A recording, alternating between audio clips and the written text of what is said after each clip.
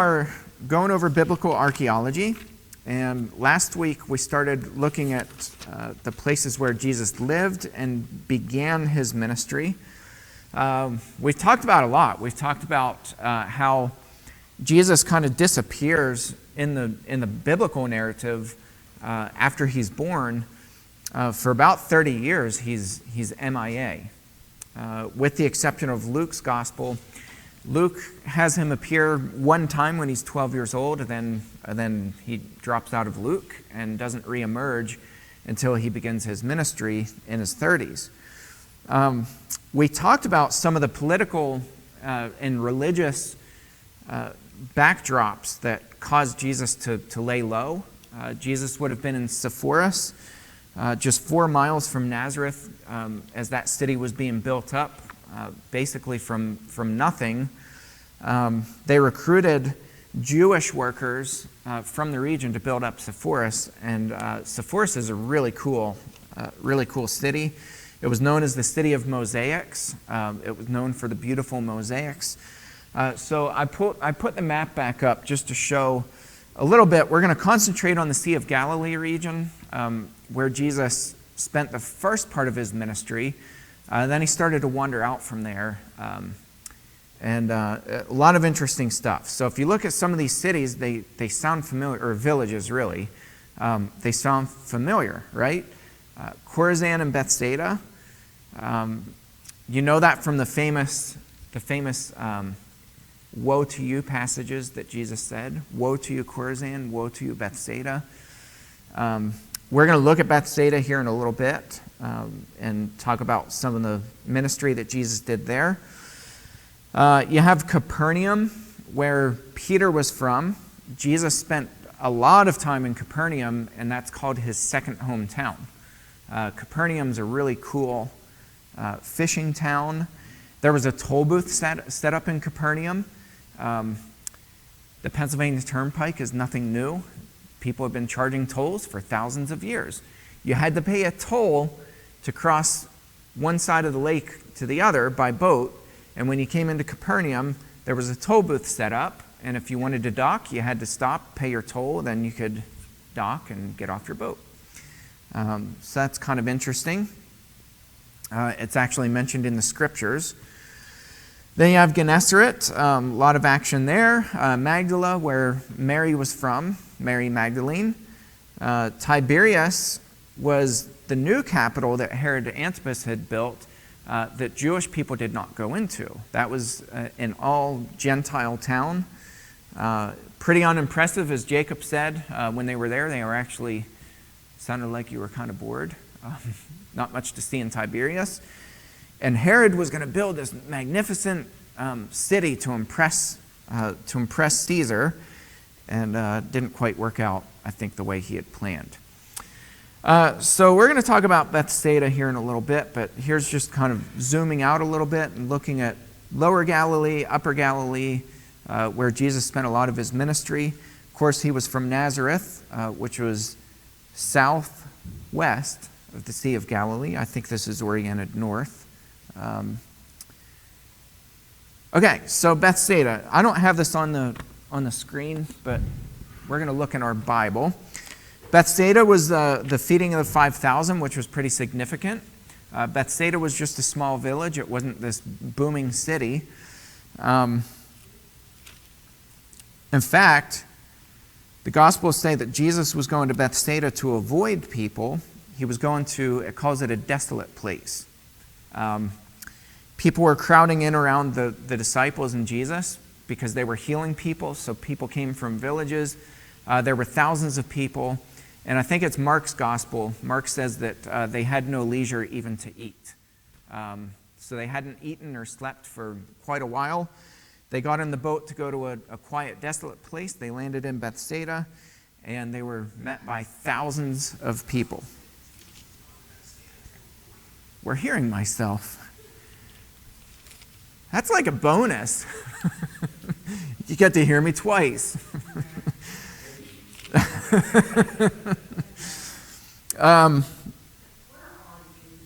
We're going to be in Mark chapter 8. Yes.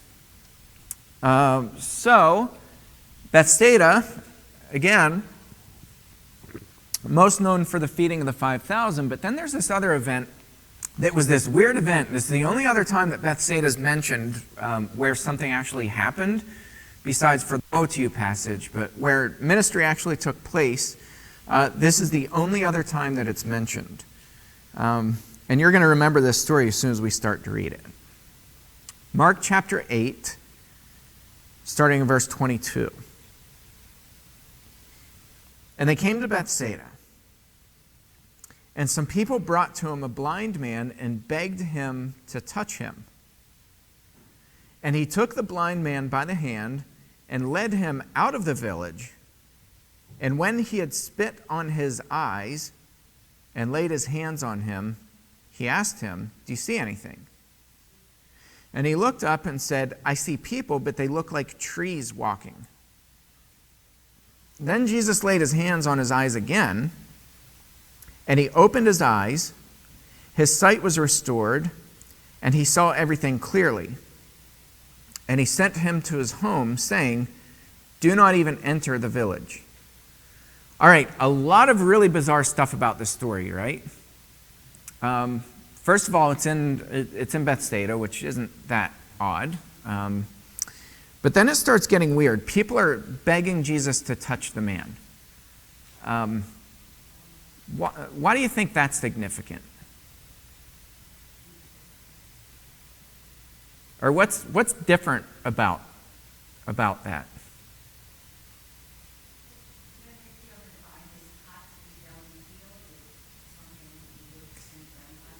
Yeah, the touching part's not what is quite as bizarre to me, because Jesus often did that. And, of course, there's a lady with a bleeding issue.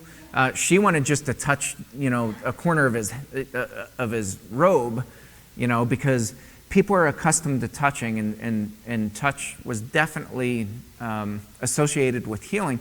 But what's interesting is who's asking. Yeah, it's not him. He's not the one asking to be healed. I find that really interesting. The people around him are saying, "Please touch this man." Okay, so that's the first thing that's a little bit odd. And then what happens?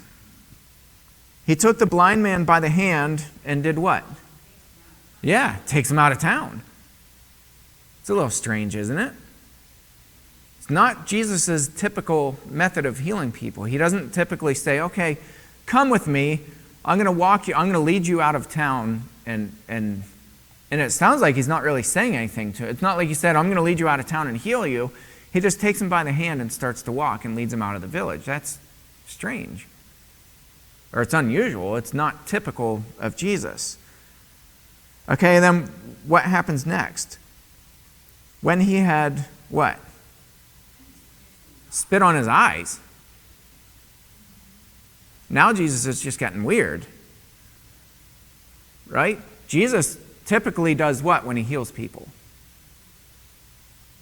He speaks. Your faith has healed you. You ever hear that saying? Lots of times. Your faith has healed you. Jesus says that a lot to people. Get up and walk. Your faith has healed you. Jesus, that's typical of Jesus' healing. Normally, he's not spitting on people in their eyes. All right? What else is strange about this? He asked them, "Do you see anything?" Verse 24, what's the guy reply? "I see people, but they look like trees." Jesus didn't fully heal him. He's never done that before, anywhere. He's never done a partial healing. We're going to talk about the why in a second. At least why it's theorized. I think it's good theories. And then what happened? Then Jesus laid his hands on his eyes again. Kind of strange. His sight was restored, and he saw everything clearly. I'm repeating again. And he sent him to his home, saying, do not even enter the village. So he sends them home, saying, don't go back into town. A lot of weird stuff about this.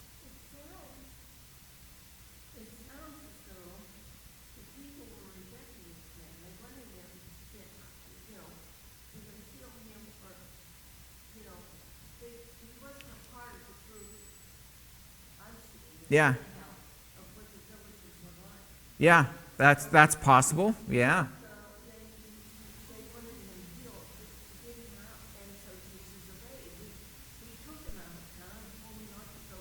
Yeah.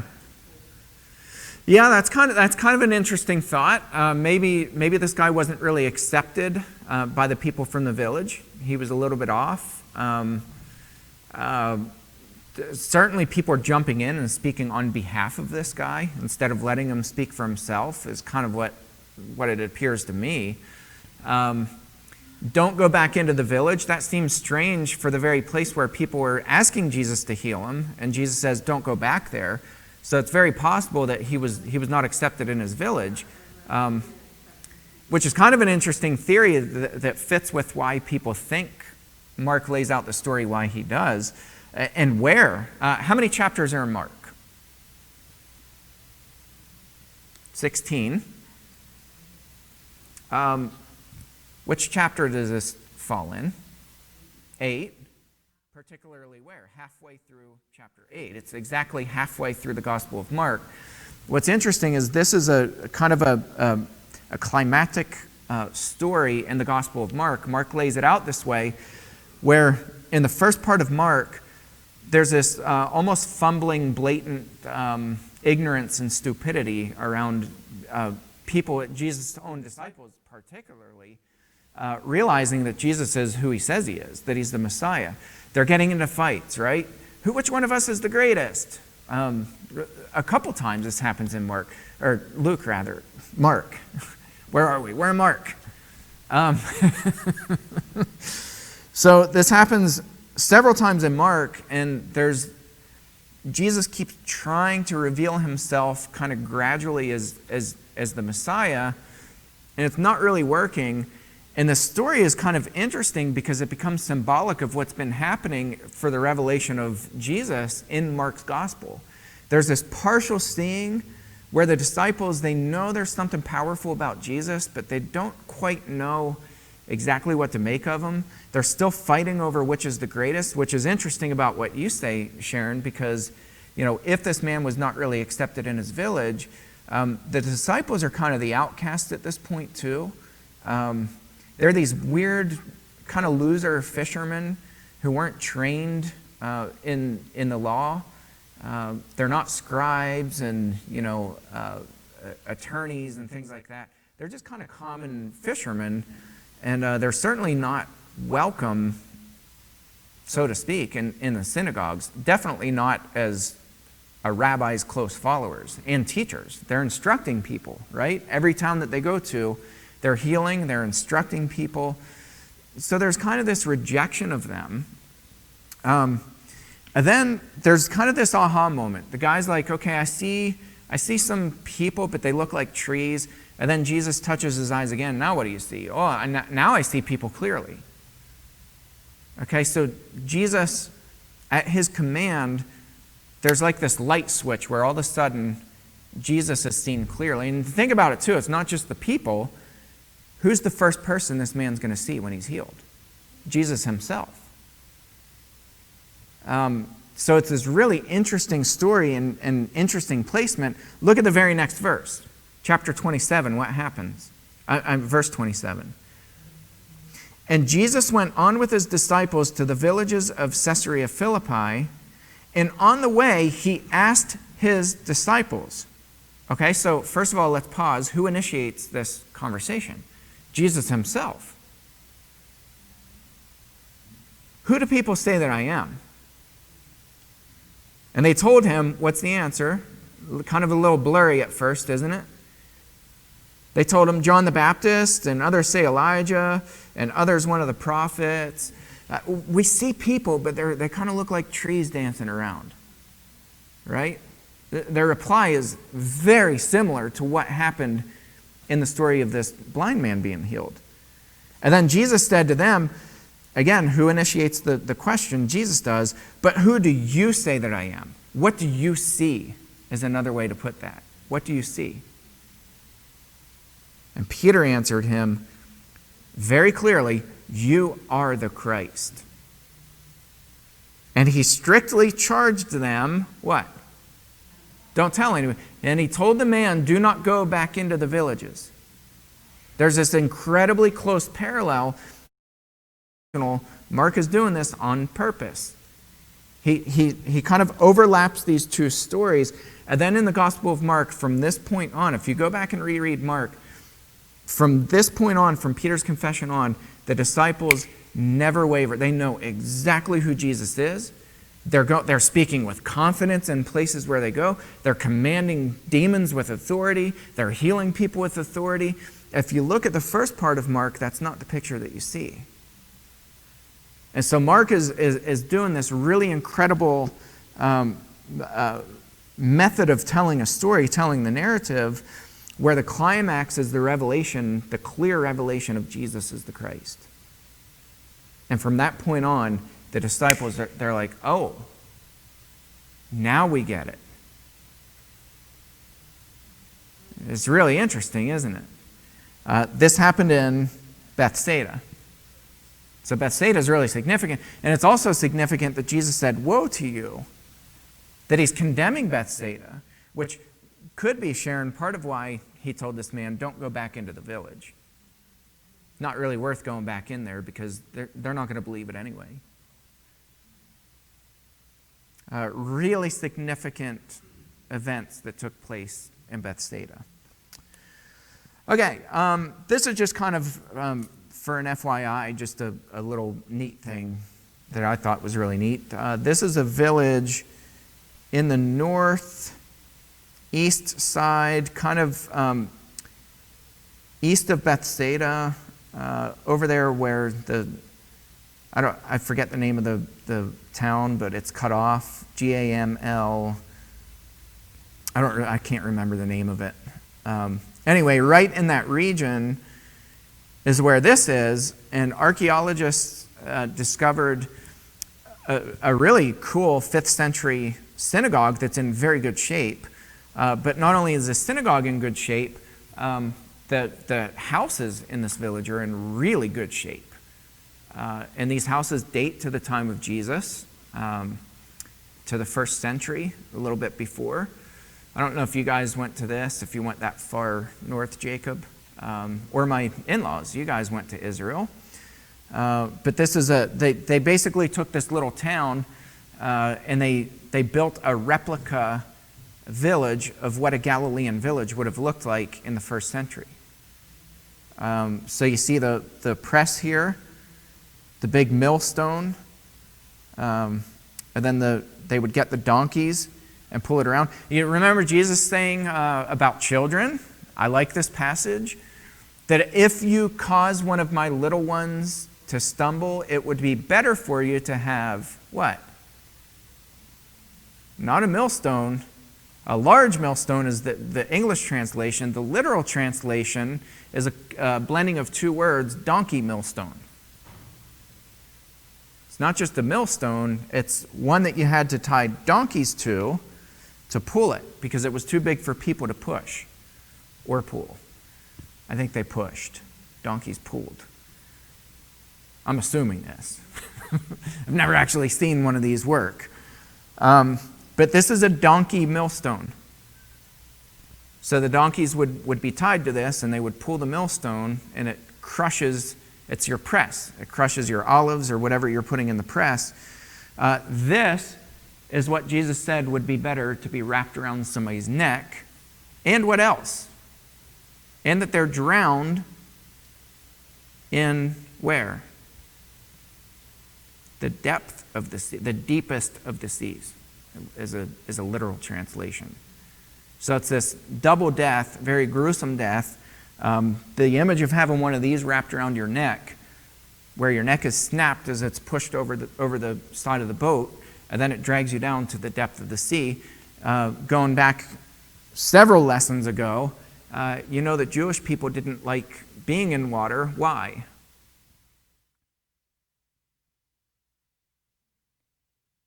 demons resided. The demons were, in Jewish thought, the demons lived under the water, so you wouldn't find Jewish people just jumping in water and swimming, which is interesting about when Jesus rose from the dead. There's this really cool story in the Gospel of John. Jesus is just kind of casually over on the side of the boat, or on the side of the water, and he's cooking up a fish, and what happens? You remember? Yeah, Peter jumps off the side of the boat and swims. He couldn't wait till the boat got back. What's interesting, too, is what was on the boat besides for disciples. A whole lot of fish. They had just gone out and had this miraculous catch of fish, which is parallel to what? When Jesus first called them, right? Jesus first called them, Peter especially, and what did Jesus tell Peter? Put out into the water and do what?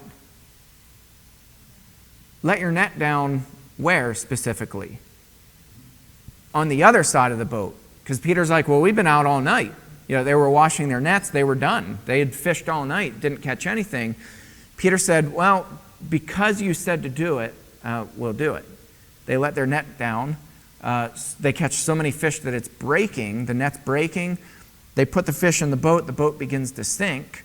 They're putting fish on the other, but they have these boats that are just loaded with fish. And Peter falls down and says, get away from me, Lord. I'm not worthy.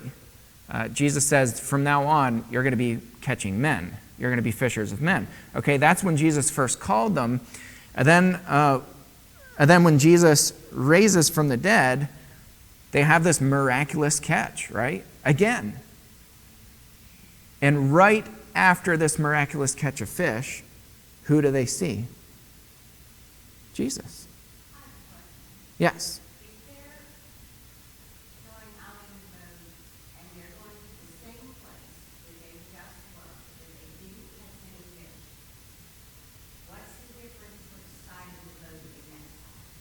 Because Jesus said to do it. Faith is the difference.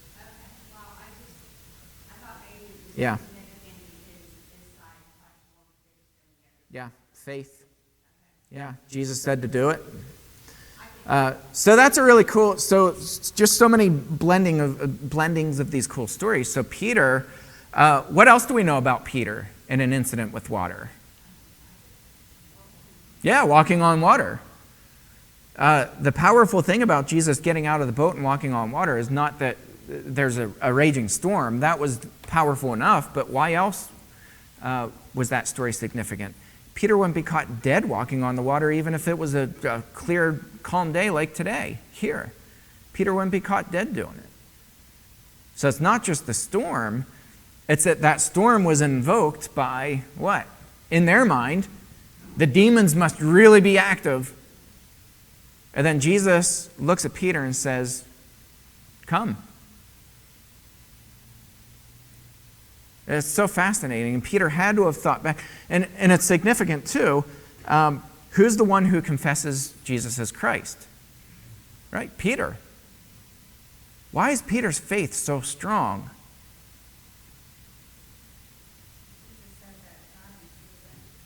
Yeah.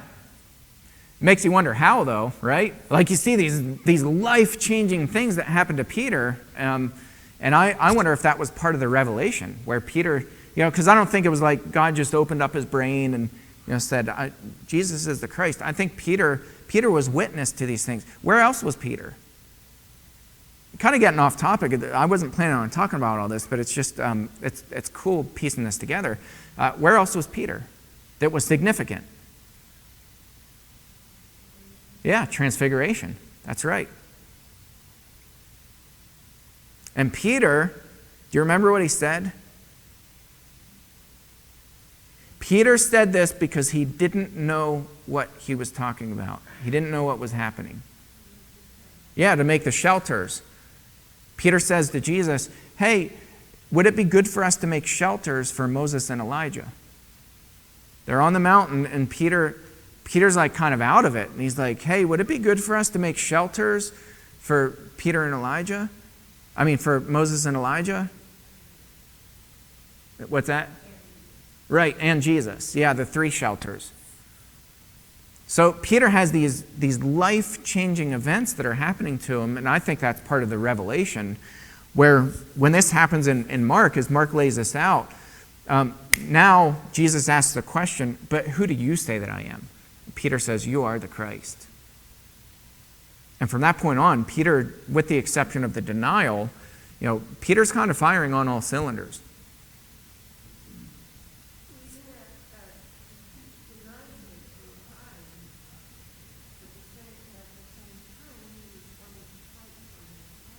Yeah.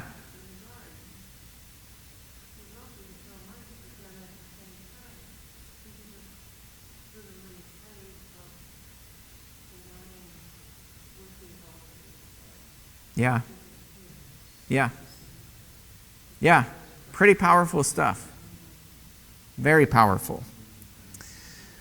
Okay, so that's what came to my mind when I saw Millstone. Just, if you ever wonder how my brain works, that's how it works. You ever see those pictures? They're kind of the memes, like how a woman thinks about something, it's kind of this straight line, and or how a guy thinks about it, it's this straight line, and then the girl, it's all squiggly and, from point A to point B. I think it's kind of opposite for me. I'm always like doing donuts in my mind, just doing circles over and over and over. Okay, so here's the little village. And again, this is a really cool thing because it's a recreation of what a village would have looked like around the Sea of Galilee. And it's really cool. I think these are really powerful when you walk through these. There was one in Haiti when we went to Haiti back in March of last year. Eden and I went with Bill and Mary Ann, and they had a village on this little piece of an island, a little beach. Actually, it's where the accident happened last year, where my brother Tim, him and Zach were in that really bad accident. That was the same place. And they had this little Haitian village set up where you could walk through, and it's just a recreation to show you what a typical Haitian village looks like. But yeah, pretty cool. What is that? I'm Olive Press.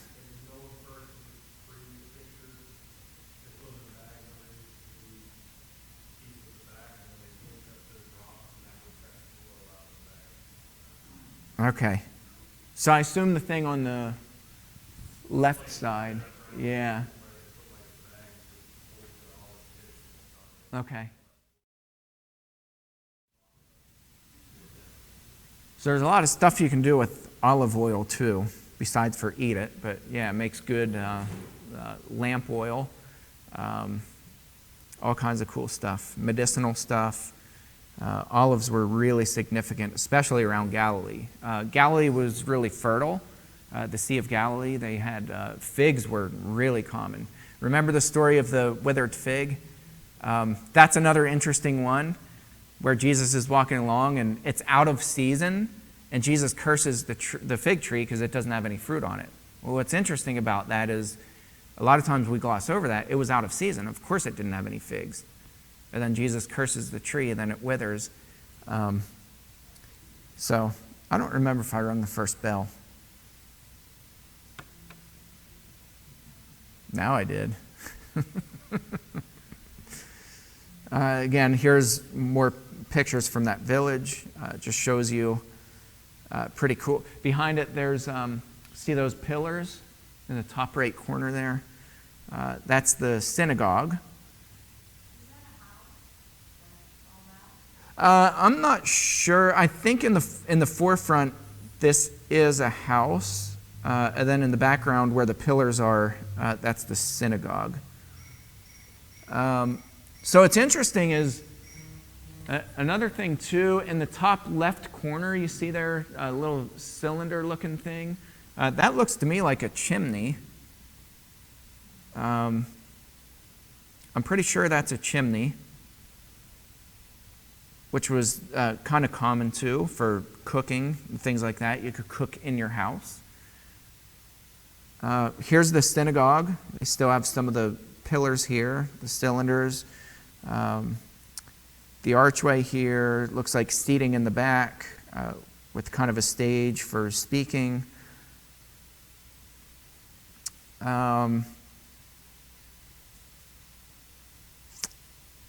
Yeah, I'll go ahead and read this since we talked about it. We'll kind of wrap this up.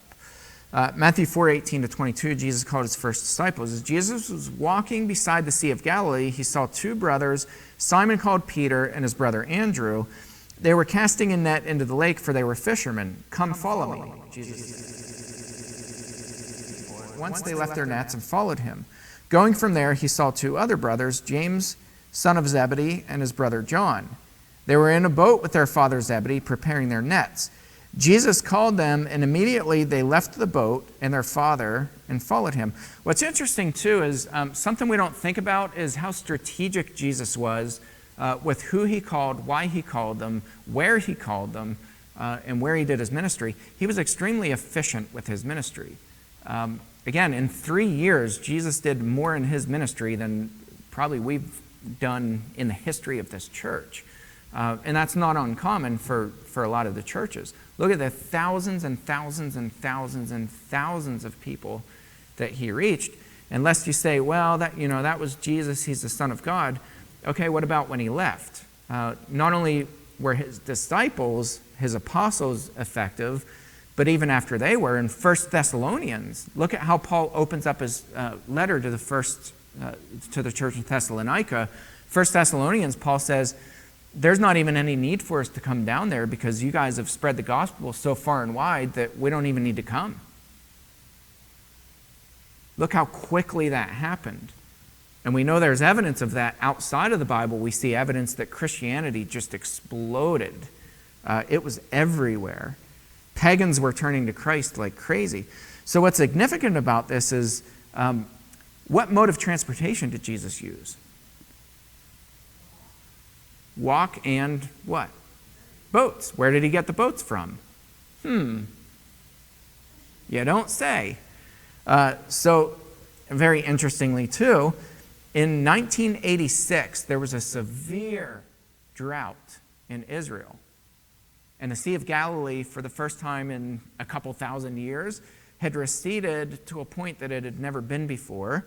And lo and behold, guess what they find? A boat. A fisherman's boat. They did some carbon dating on it, and I know there are major inaccuracies with carbon dating, but there were some other methods for dating this boat, and guess what time period they dated it to? Yeah. It falls somewhere in the range of 50 BC to 50 AD, and this boat would have carried about 10 fishermen and all of their gear. Without all of the gear, you could fit about exactly 13 people in the boat. Oh, Betty, go back and get him. She's not even paying attention to you, DP. She's a wise lady. So this is really fascinating because for the first time ever, we uncovered a boat, and look when it happened. It happened in our lifetime. This is really significant. We've had so many significant finds in our life, archaeological finds. The Dead Sea Scrolls. That happened in our lifetime. Yeah. It was 47. I was going to say 45, but 47. Yeah. So the Dead Sea Scrolls, the most significant find where we have scriptures, the oldest handwritten scriptures by far, that they predate the Masoretic text, which dates to about AD 1000. The Dead Sea Scrolls were written before Jesus was even born, handwritten, and they're preserved. We found them at Qumran, stuffed inside of caves right around the Dead Sea. That happened in our lifetime. This stuff is happening at record pace, which is incredible. So we need to really pay attention. And I think it's so cool that it just makes the Bible come to life. And it's hard to go back and reread these stories and read them in a dry manner when you have this kind of history that's being preserved right now. Preserving history. All right, this is my last soapbox, I promise. I'm going to ring that second bell. We visited the fire hall in Shanksville. We took our kids there last week, and the current fire chief knew very little about the cross, the steel cross that's there from the North Tower in New York City. And he's like, man, I really need to find out, because he's like, sadly, I don't know a whole lot about that event. And that made me realize how close we are at any given point in history at losing our history. So these things are very significant. It's not like it's just a fun class where we're like, hey, we're going to learn some fun things. This is vital. This is important for preserving this history and really understanding the context of the Bible. It's vital. Okay, that was my little soapbox. We're out of time. We'll see you all in a few minutes. Salvation has been brought down from heaven. Go and show and show and show and tell the world around. Go preach it and tell it today to